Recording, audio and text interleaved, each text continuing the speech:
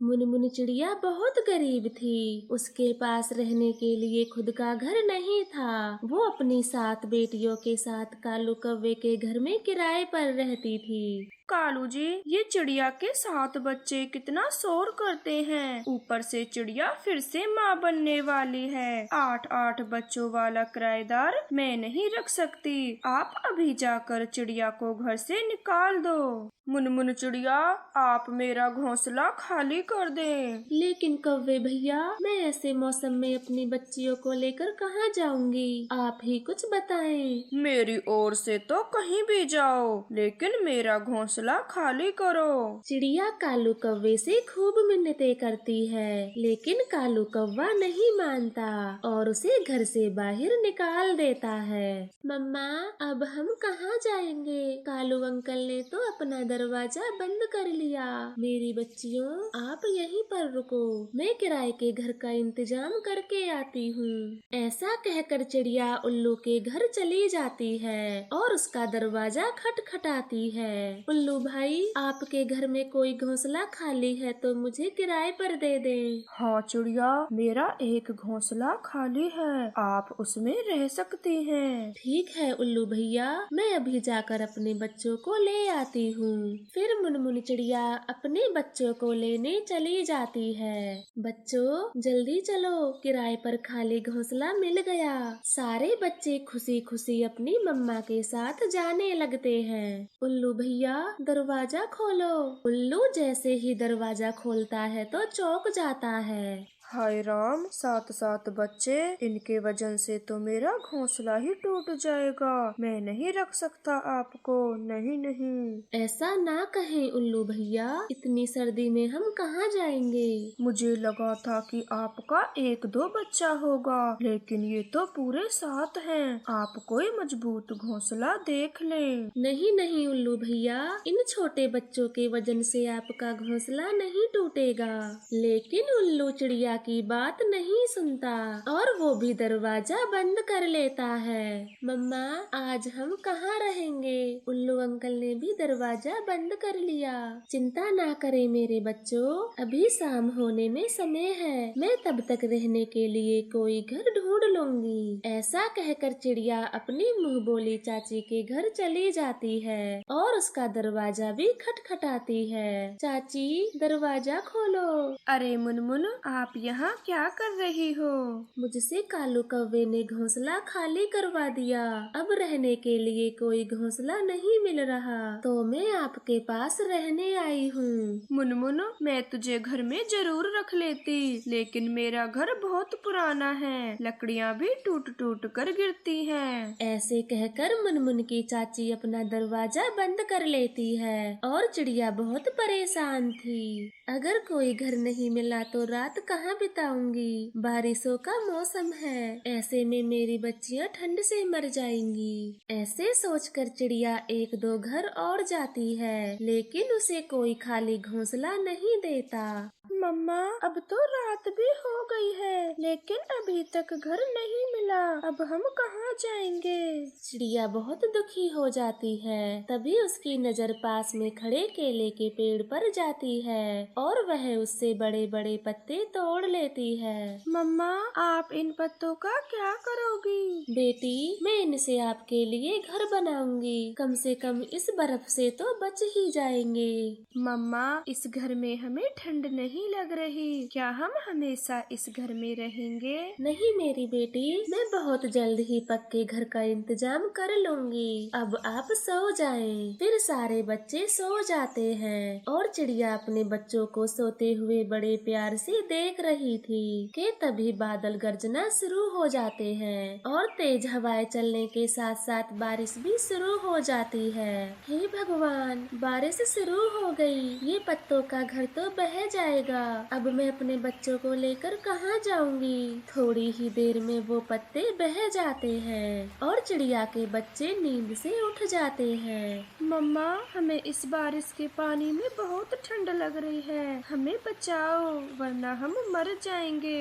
ऐसा ना कहो मेरे बच्चों, मैं आपके रहने का कोई इंतजाम करती हूँ। फिर चिड़िया अपने 7 बच्चों को लेकर कालू का दरवाजा ही खटखटाती है। कालू भैया, जब से आपने हमें घर से बाहर निकाला है तब से हमें कोई घर नहीं मिला। कृपया करके हमें घर के अंदर ले ले, बाहर बहुत तेज बारिश है। नहीं नहीं, तेरे बच्चे बड़ा शोर करते हैं और मेरी पत्नी गोरी को शोर बिल्कुल भी पसंद नहीं। कालू भैया, मैं अपने बच्चों को एकदम चुप रखूंगी। कृपया कर हमें इस बारिश से बचा ले। कालू कौवा और मुनमुन चिड़िया ऐसे बातें कर रहे थे कि तभी गोरी कौवी भी वहाँ आ जाती है। गोरी बहन, कृपया कर हमें घर में ले ले, हमें अभी तक किराए का घोंसला नहीं मिला। नहीं मिला है तो मैं क्या करूं? और तुम दोबारा से इस भीड़ को लेकर मेरे घर क्यों आई हो? अब भागो यहाँ से, मैं तुम्हारी कोई मदद नहीं करने वाली। चिड़िया के बच्चों को बारिश में भीगते देख कालू कौवे को उन पर दया आने लगती है और वह गोरी कौवी से कहता है, गोरी जी, इन बच्चों को बस आज रात के लिए घर में रहने दो, कम से कम ये बारिश से तो बच जाएंगे। कालू, अगर आपको इन पर घनी दया आ रही है तो आप भी इनके साथ चले जाओ, मगर मैं इन्हें अपने घर में नहीं रखूंगी। ऐसा कहकर गोरी कौवी अपना दरवाजा फिर से बंद कर लेती है। इस कालू कौवे के घर आने से अच्छा तो मैं कहीं और चली जाती, परंतु मेरी तो कुछ समझ में नहीं आ रहा, इस बारिश में कहाँ जाऊँ। मम्मा, आप टोनी आंटी के घर चलो, जहाँ आप हमें चाय पिला कर लाई थी। अरे हाँ मेरी बेटी, मैं तो भूल गई थी कि यहाँ मेरी बचपन की सहेली टोनी रहती है। हम अभी उसके घर चलते हैं। फिर वो सभी तेजी से उड़ते हुए टोनी चिड़िया के घर चले जाते हैं और उसका दरवाजा भी खटखटाते हैं। टोनी, हमें हमारे मकान मालिक ने घर से निकाल दिया, तब से मुझे कहीं किराए का घोंसला नहीं मिला। आप मेरी बच्चियों को इस बारिश में सहारा दें तो आपकी बड़ी कृपा होगी। हाँ मुनमुन बहन, पहले आप जल्दी से घर के अंदर आइए, फिर आराम से बताना क्या बात है। फिर सारे बच्चे और मुनमुन चिड़िया घर के अंदर चले जाते हैं। मुनमुन सारी बातें टोनी चिड़िया को बताती है। मुनमुन, कालू और गोरी ने आपके साथ बहुत बुरा किया, पर अब आप चिंता ना करें, आपकी बच्चियां मेरे घर में सुरक्षित हैं। धन्यवाद टोनी बहन, वरना मेरी इस बारिश को देखकर जान ही निकले जा रही थी कि अपनी बच्चियों को लेकर कहाँ जाऊं। फिर सभी खुशी खुशी सो जाते हैं और सुबह हो जाती है और कुछ समय बाद बारिश भी रुक जाती है। टोनी बहन, मैं किराए का घोंसला देखने जा रही हूँ। अब बारिश भी बंद हो चुकी है। मुनमुन, आपको किराए के घर में रहने की कोई जरूरत नहीं है, आप मेरे घर में भी रह सकती हो, मैं यहाँ अकेली रहती हूँ। लेकिन टोनी, हम आपके ऊपर बोझ नहीं बनना चाहते। इस बारिश में आपने हमारी मदद करके पहले ही आपने हमारी बहुत मदद की है, मैं आपका ये एहसान नहीं भूलूंगी। मुनमुन, दोस्ती में एहसान कहाँ से आ गया? एक दोस्त मुसीबत के समय अगर दूसरे दोस्त के काम न आए तो वो दोस्त ही कैसा। फिर सारे पक्षी हंसी खुशी टोनी चिड़िया के घर में रहते हैं और टोनी चिड़िया भी अपनी बचपन की दोस्त को घर में रखकर बहुत खुश थी। टोनी चिड़िया का पति खेती बाड़ी का काम करता था। एक दिन जब अपनी फसल को बेचने जा रहा था तो कुछ बदमाश उसे रोक लेते हैं। यहाँ के डॉन हैं हम, अगर अपनी जान बचाना चाहता है तो यहाँ से भाग जा। उस बदमाश की बात सुनकर टुन्नू चिड़ा सोच में पड़ जाता है। अगर मैं अपनी सारी फसल को छोड़ के चला गया तो कालू जमींदार का कर्ज कैसे दूंगा? मुझे थोड़ी हिम्मत तो दिखानी होगी। ऐसा सोचकर टुन्नू चिड़ा अपनी बग्गी को आगे बढ़ाता है। तभी एक बदमाश टुन्नू के सिर पर जोर से लाठी मारता है और टुन्नू बग्गी से नीचे गिर जाता है। वो घायल होकर बेहोश जमीन पर पड़ा रहता है और वो तीनों बदमाश बग्गी को लेकर वहाँ से भाग जाते हैं। सुबह से शाम हो गई पर टुन्नू जी अभी तक फसल बेचकर घर नहीं आए। मुझे बहुत चिंता हो रही है। माँ, आप चिंता ना करें, क्या पता आज बाजार बाजार में ज्यादा भीड़ हो, इसलिए पिताजी को घर आने में देर हो रही है। वो दोनों माँ बेटी टुन्नी चिड़े का इंतजार करती हैं, परंतु टुन्नू चिड़ा तो रात होने पर भी घर नहीं आता। बस कुक्कू बेटी बहुत हुआ, अब टुन्नू जी को देखने बाजार जा रही हूँ, आप घर पर ही रहना। माँ, बाजार तो हमारे जंगल से बहुत दूर है और आपका अकेले जाना वहाँ ठीक नहीं है, तो मैं भी आपके साथ चलती हूँ। फिर वह दोनों माँ बेटी टुन्नू चिड़े को ढूंढने के लिए निकल जाती हैं। वो अपने जंगल से दूर आ चुकी थीं। तभी उन्हें रास्ते में टुन्नू बेहोश पड़ा दिखाई देता है। टुन्नू जी, आंखें खोलो, आपको क्या हो गया? माँ, पिताजी के सर से तो काफी खून निकल चुका है। वो दोनों माँ बेटी टुन्नू चिड़े को खूब आवाज लगाती हैं, परंतु टुन्नू चिड़ा तो मर चुका था। बेचारी दोनों माँ बेटी सुबह होने तक रोती रहती हैं। तभी कालू जमींदार उनके घर आता है। टूनी चिड़िया, तुम्हारे पति ने कहा था कि फसल बेच के सारे रुपए दे दूंगा, अब कहाँ है वो? कालू जमींदार जी, कल टुन्नू जी फसल बेचने के लिए बाजार गए थे, परंतु रास्ते में ना जाने उन्हें क्या हुआ, जिससे उनकी मौत हो गई। क्या कहा? टुन्नू चिड़े की मौत हो गई है? तो वो सारी की सारी फसल कहाँ है? वो फसल मुझे दे दो, मैं बेच के अपने पैसे ले लूँगा। कालू जमींदार जी, हमें नहीं पता वो फसल कहाँ गई और न ही टुन्नू जी के पास हमें पैसे मिले। पैसे भी नहीं हैं और टुन्नू भी मर गया, तो अब मेरा कर्ज कौन चुकाएगा? मैं कालू जमींदार दिन रात खेतों में मेहनत करूंगी और फसल बेचकर आपका सारा पैसा चुका दूंगी। नहीं नहीं, मैं अपना और नुकसान नहीं कर सकता, मुझे अपने खेत किराए पर नहीं देने। तू कोई छोटा मोटा काम करके मेरे पैसे दे देना, वरना ये घर मेरा होगा। ऐसे कहकर कालू कौवा वहाँ से चला जाता है। अब टूनी चिड़िया बहुत चिंता में पड़ जाती है और कालू कौवा मन ही मन बहुत खुश होता है। वाह, अब आएगी मेरी मौज, टुन्नू की सारी फसल भी मेरी और उसका घर भी मेरा होगा। फिर टूनी अपनी गरीबी से परेशान होकर अपनी बेटी की शादी मुझसे करा ही देगी। ऐसे सोच सोच कर कालू कौवा बहुत खुश होता है और इधर बेचारी टूनी चिड़िया बहुत चिंता में पड़ जाती है। हे भगवान, अब मैं कालू कौवे का कर्जा कहाँ से दे पाऊंगी? अगर पैसों का इंतजाम नहीं हुआ तो ये घर भी हमसे छीन लेगा। माँ, मेरी सहेली की मम्मी चूड़ी बेचने का काम करती है, तो क्यों न आप भी चूड़ी बेचने का काम शुरू कर दें। मेरी बेटी, बात तो आपकी सही है, पर मुझे चूड़ियाँ बनानी तो आती नहीं है, फिर मैं ये काम कैसे कर सकती हूँ? माँ, आप मेरे साथ मेरी सहेली के घर चलें, वो आपको अच्छे से चूड़ियाँ बनाना सिखा देंगी। फिर टूनी चिड़िया अपनी बेटी के साथ उसकी सहेली के घर चली जाती है। चिड़िया बहन, आप मत घबराइए, मैं आपको सुंदर सुंदर चूड़ियाँ बनाना सिखा दूंगी, फिर वो कालू कौवा आपका घर नहीं ले सकता। आपका बहुत बहुत धन्यवाद, मैं आपका ये एहसान कभी नहीं भूलूंगी। फिर उस दिन के बाद कबूतरी टूनी चिड़िया को चूड़ी बनाना सिखा देती है। कुछ ही दिनों में टूनी चूड़ी बनाना सीख जाती है और अपने घर में ही चूड़ी बनाने का काम करती है। बेटी, आज मेरा पहला दिन है, मैं ये सारी चूड़ियाँ बेचने बाजार जा रही हूँ, आप अपना ध्यान रखना।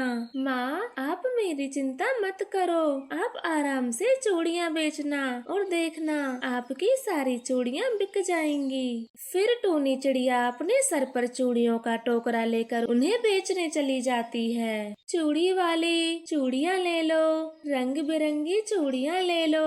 अरे ओ चूड़ी वाली, जरा वो गुलाबी चूड़ियाँ तो दिखाना। हाँ बहन जी, मैं अभी आपको गुलाबी चूड़ियाँ दिखाती हूँ। चूड़ियाँ तो सुंदर हैं, पर इनका रेट क्या है? बहन जी, सिर्फ 80 रुपए की 12 हैं। अरे वाह, ये चूड़ी वाली तो बहुत सस्ती चूड़ियाँ बेच रही है, मैं 2-3 दर्जन चूड़ियाँ ले ही लेती हूँ। फिर वो टूनी से चूड़ी चूड़ी खरीद के वहाँ से चली जाती है। टूनी तो बहुत खुश थी कि उसकी बनाई हुई चूड़ियाँ पक्षियों को पसंद आ रही हैं। फिर थोड़ी ही देर में टूनी की सारी चूड़ियाँ बिच जाती हैं। अरे वाह, पहले ही दिन मेरी सारी चूड़ियाँ बिच गई हैं। कल से ज्यादा चूड़ी बना के लाऊंगी। फिर खुशी से उड़ती हुई टूनी चिड़िया अपने घर आ जाती है। फिर दोनों माँ बेटी पैसे गिनती हैं। देखा मम्मा, मैंने आपसे कहा था कि चूड़ियों के काम में अच्छी कमाई होती है। हाँ मेरी बेटी, अब मैं ज्यादा चूड़ियाँ बनाऊंगी और कालू जमींदार के सारा कर्जा चुका दूंगी। फिर वो हमारा घर कभी नहीं छीनेगा।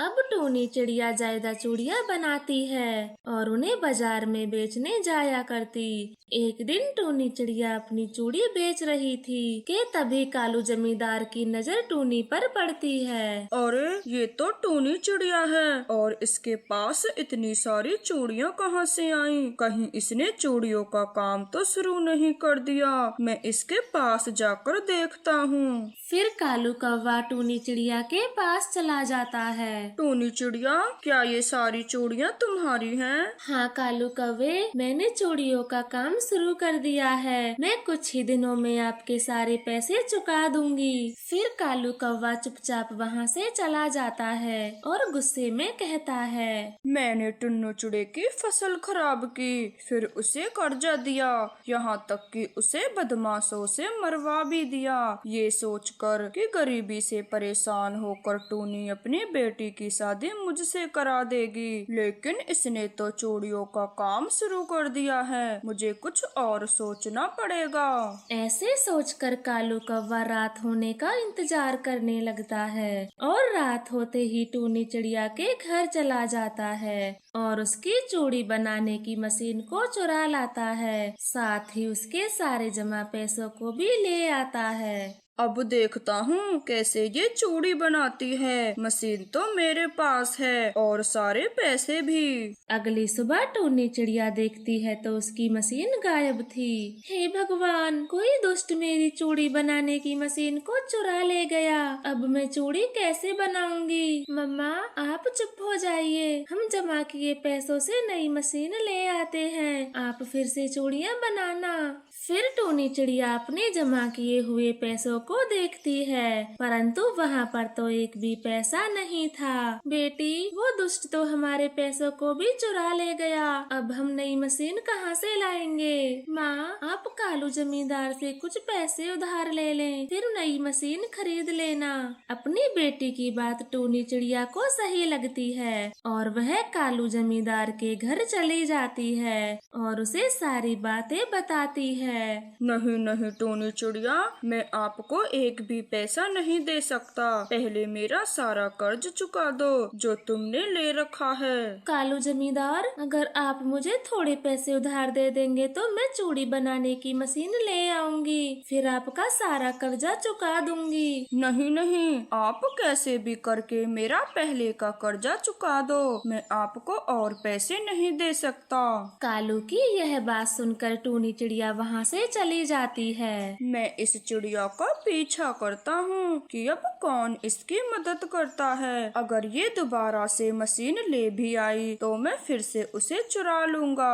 और इधर टूनी चिड़िया थक हार के एक पेड़ के नीचे बैठ जाती है। कोई मेरी मदद करने को तैयार नहीं है। हे भगवान, आपने मेरे टुन्नू चिड़े को मुझसे क्यों छीना? एक वो ही तो हमारा सहारा थे। अब कालू जमींदार के पैसे कैसे चुकाऊंगी? ऐसा कहकर टूनी चिड़िया वहाँ पर बैठी बैठी रो रही थी। तभी एक बूढ़ा पेड़ टूनी चिड़िया से बोलता है, चिड़िया, आप इतनी दुखी क्यों हो? मुझे बताओ, मैं आपकी जरूर मदद करूँगा।